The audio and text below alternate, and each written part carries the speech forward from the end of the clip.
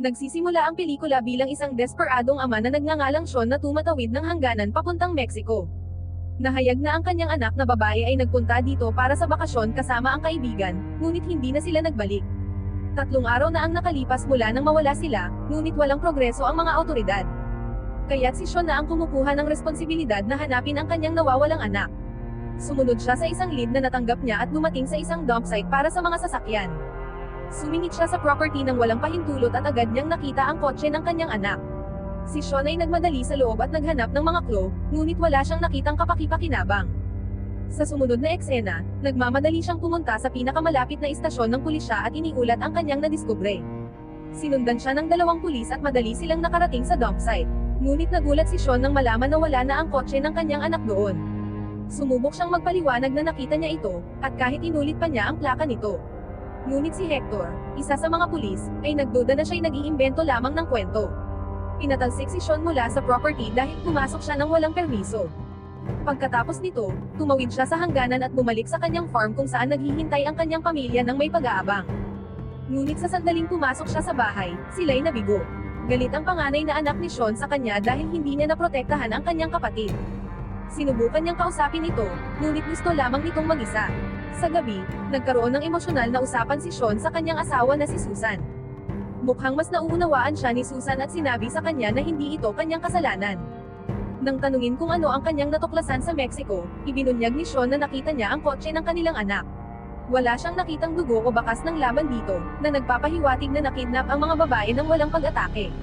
Ibinunyag pa ni Sean na nawala ang kotse nang pumunta siya sa istasyon ng pulisya. Kinwestiyon niya kung kasama rin ang mga pulis sa konspirasyon, kaya't plano niyang bisitahin ang Consulate General. Sa susunod na umaga, binisita si Sean ng kanyang matalik na kaibigan na si Max. Sa kanilang pag-uusap, nalaman natin na pareho silang dating militar at si Sean ang colonel ng kanilang team. Sila ay naka-assign sa mga napakapanganib na misyon, karamihan sa mga ito ay nangangailangan ng pagtatapos ng mga kriminal. Nag-aalok si Max na tulungan ang kanyang kaibigan na hanapin ang mga kriminal na responsable sa sitwasyon. Ipinaliwanag pa niya kung paano niya planong mag-torture sa mga ito ng brutal hanggang mamatay sila. Gayunpaman, hindi sang-ayon si Sean at nais niyang lutisin ang sitwasyon ng mapayapa hanggat maaari. Nang maglaon, kasama ng ama ng isa pang nawawalang babae. Nagpunta sila sa opisina ng konsulado. Alam ng huli ang buong sitwasyon, ngunit nakakagulat na. Ipinapayo niya sa dalawa na kalimutan ang kanilang mga anak na babae. Ipinapakita niya na isang mapanganib na kartel ang namumuno sa lungsod na ito. At kilala sila sa pagpaslang sa sino mang pumapagit na sa kanilang landas. Noong nakaraang linggo lamang, pinatay nila ang humigit kumulang na 37 katao dahil sa pagpasok sa kanilang negosyo. Iniulat din ng konsulado na 1 taon na ang nakararaan. May isang tapat na pulis na inatasan dito, at sinubukan niyang malutas ang problema ng kartel. Ngunit isang gabi, pumasok ang ilang miyembro ng gang sa kanyang bahay at pinatay siya, kasama ang buong kanyang pamilya. Mula noon, ang buong istasyon ng pulisya ay nagtatrabaho para sa kartel, at walang sinumang nagtatangkang lumaban sa kanila. Sa pagkakarinig ng lahat ng ito, labis na nag-alala ang dalawang ama. Nagtanong sila kung bakit pinili ang kanilang mga anak na babae, at ipinaliwanag ng konsulado na kilala rin ang kartel sa human trafficking. Pagkatapos ay humingi siya ng paumanhin at sinabi na wala siyang magagawa sa bagay na iyon. Relasado na walang tutulong, pinaaninaw ni Sean ang media. At ipinaliwanag ang buong sitwasyon sa live na TV. Sinabi rin niya sa kanyang anak na maging matyaga. Nangako na ililigtas siya sa lalong madaling panahon. Napanood ang balita ng milyon-milyong tao sa buong mundo. Kasama na ang pinuno ng cartel gang, si Victor Garza. Nag-imbestiga siya at natutunan na si Sean ay isang dating militar, na tumanggap ng iba't ibang medalya sa kanyang katapangan. Kinatatakutan ni Victor na darating si Sean sa kanila sa mas maaga kaysa sa huli, kaya't nagpa siyang kumilos. Nang maglaon, puwersahang pinatawag niya ang 2 lalaki na responsable sa pagdukot sa mga Amerikanang babae. Wala sila kundi si Hector at ang kanyang kasama. Pinagalitan sila ni Victor sa kanilang pagkabigo sa kanilang misyon, dahil sa pagdukot sa maling target. Bilang parusa, iniutos niya ang agarang pagpatay ng pangalawang pulis. Pinatawag si Hector sa ngayon, ngunit kailangan niyang tulungan silang kunin ang ulo ni Sean. Si Victor ay nagutos sa kanyang pinakamahalagang tauhan, ang kanyang kapatid na si Carlos, na magpadala ng ilang mga sundalong bayaran patungo sa Texas. Gusto niyang patayin si Sean at ang buong pamilya nito sa loob ng 24 na oras. Nais din niyang magbigay ng mensahe na ang sino man na makikipaggulo sa kartel, kahit na galing pa ito sa kabila ng hangganan, ay magbabayad para rito. Kinabukasan, isang malaking convoy ng mga miyembro ng kartel, na pinangungunahan ni Carlos, ay pumasok sa Estados Unidos sa pamamagitan ng isang lihim na tunnel. Sila ay tila sobrang armado at handang patayin ang pamilya. Sa parehong oras, nakikita natin si Sean sa kanyang bukid, nagmamanman ng mga pusa gamit ang kanyang sniper. Habang siya ay naglalayon, biglang napansin niya ang mga sasakyan ng kartel na papunta sa kanyang direksyon.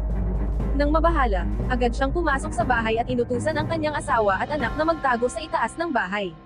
Si Sean ay pumatay sa ilang mga kaaway at nakagawa ng ilang pagpatay. Ngunit siya ay napilitang magtago nang ang buong gang ay magsimulang magpaputok ng walang pinipiling tamaan. Sa ibang dako, isang pulis ay mag-aalmusal nang siya ay tumanggap ng tawag mula sa istasyon. Sinabihan siyang inspeksyonin ang bukid kung saan may report na maraming putok ng baril. Sa bahay, nagawa ng mga miyembro ng kartel na buksan ang pinto. Ngunit pagpasok ng isa, agad na pinatay ni Sean ito. Pagkatapos ay kanyang binasag ang mga pinggan sa sahig upang subaybayan ang kanilang galaw. Naiinis sa kakulangan ng progreso, iniutos ni Carlos sa kanyang mga tauhan na magpunta sa magkakaibang direksyon. Pinilit ninyang si Hector ay umakyat sa itaas at hanapin ang pamilya. Ngunit lumabas na ito ay isang masamang desisyon, dahil ang mga nag-iisa ay mga madaling target para kay Sean.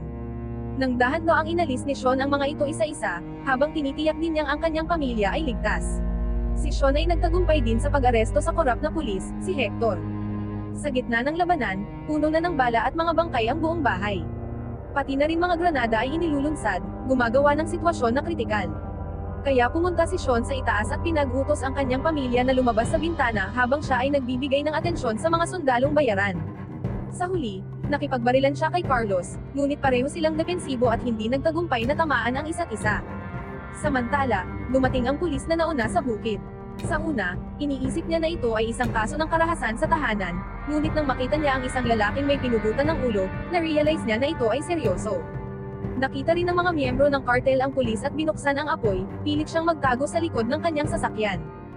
Lumapit ang isa sa mga kawatan sa kanya, ngunit biglang siyang sinalubong ng matapang na pulis sa pamamagitan ng pagbibigay ng headshot. Dahil dito, ang mga miyembro ng kartel ay binalaan ang kanilang pansin sa pulis, at pati na si Carlos ay lumabas upang tumulong. Sinamantala ang pagkakaabala, palihim na lumabas si Sean ng bahay at maingat na inihatid ang kanyang pamilya papunta sa garahe.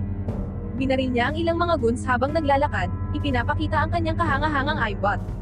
Kasabay nito, napabagsak na ng gang ang pulis at ngayon, muli na silang nakatutok kay Sean.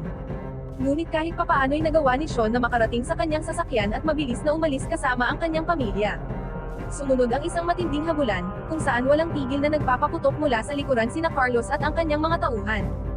Magaling na naiwasan ni Sean ang lahat ng putok, tinitiyak na ligtas ang kanyang asawa at anak. Ngunit nang mapagtanto niyang malapit nang sumabog ang kanyang sasakyan, naisip niya ang isang ideya. Mabilis siyang kumanaog at pinahinto ang kanyang sasakyan sa gilid ng kalsada. Pagdating ng mga kalaban, binaril sila ni Sean ng may sukdulang katumpakan. Napatay niya agad ang ilan sa kanila, kasama ang driver. Huminto ang sasakyan nila, at ngayon ay walang kalaban-laban si Carlos. Habang nakahiga sa lupa, sugatan, nagtatangka pa rin itong magpakita ng tapang at sinasabihan si Sean na pagsisisihan niya ito. Ngunit nang tamaan siya ng 2 bala sa mga binti, agad niyang ipinahayag ang kinaroroonan ng kanyang kapatid at ng mga kinidnap na babae. Pinasalamatan siya ni Sean sa pamamagitan ng pagbaril sa kanyang ulo, tinapos ang kanyang miserable buhay. Sa resulta ng insidenteng ito, natakot si Sean para sa buhay ng kanyang pamilya. Kaya, pinaalis niya muna ang kanyang asawa at anak patungo sa isang ligtas na lugar. Pagkatapos, kinontak niya ang kanyang matalik na kaibigan na si Max at tinanggap ang nauna nitong alok na tulong. Dumating agad si Max at tila na-miss niya ang thrill ng mga misyon. Hindi tulad ni Sean na sinisikap lutisin ang mga problema ng mapayapa, si Max ay isang brutal na assassin na labis na nasisiyahan sa pagpapahirap sa mga tao. Kahit na hinaharap nila ang pinakamalaking sindikato ng krimen sa Mexico, tila excited pa rin siya. Nagdala si Max ng isang arsenal ng mga armas at iba pang makinarya. Nagsagawa rin siya ng pananaliksik tungkol sa hideout ni Victor at mga warehouses kung saan kinukulong ang mga kinidnap na babae. Sa susunod na eksena, tumawid ang 2 magkaibigan sa border at nagtungo sa target na lokasyon. Sinubaybayan nila mula sa malayo habang desperadong hinahanap ni Victor ang kinaroroonan ng kanyang kapatid. Lumalabas na hindi pa niya alam na hindi lamang pinatay si Carlos, kundi nagtaksil din ito sa kanya. Pagkatapos, walang anumang pag-aalinlangan, kinuha ng mga dating sundalo ang kanilang mga armas at sinalakay ang mansion. Gamit ang kanilang kahusayan sa labanan, napatumba nila ang mga gwardya isa-isa. Narinig ni Victor ang mga putok ng baril mula sa kanyang kwarto at natakot. Naisip niya na dumating na ang mga Amerikano para sa kanya at wala ng paraan upang makatakas. Sa kabilang banda, nagpatuloy sina Max at Sean sa kanilang pagsalakay. Tila sila'y overpowered at walang kahit isang gun ang makadampi sa kanila. Pati ang head of security, isang maskuladong lalaki, ay nabaril na parang hamak na Zorro. Sa huli, nagawa nilang marating ang kwarto kung saan nagtatago si Victor. Unay nagpakita pa ng tapang ang boss ng kartel, at matapang na sinabi na paparating na ang kanyang mga tauhan. Ngunit nagalit si Sean at binugbog siya, habang hinihingi ang kinaroroonan ng kanyang anak na babae. Nang hindi na matiis ni Victor ang parusa, pumayag siyang dalhin sila sa lokasyon. Sakay ng isang sasakyan, dumating sila sa warehouse kung saan kinukulong ang mga babae.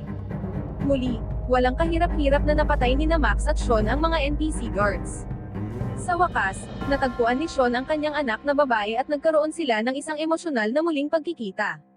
Naroon din ang kanyang kaibigan, buhay at nasa mabuting kalagayan. Bago dumating ang ibang mga goons, mabilis na kinuha ni Sean ang mga babae at umalis mula roon. Ngunit hindi pa tapos si Max. Pumunta siya rito para sa isang bagay, at desidido siyang gawin iyon. Kinuha niya ang kanyang kutsilyo at lumapit sa dogwang si Victor, handa ng pahirapan ito. Kinabukasan, dumating si Max malapit sa isang pampublikong dambana at inilagay doon ang pinugot na ulo ni Victor. Tila nasisiyahan siya sa kanyang ginawa. Samantala, muling nagkasama-sama si Sean at ang kanyang buong pamilya sa farm.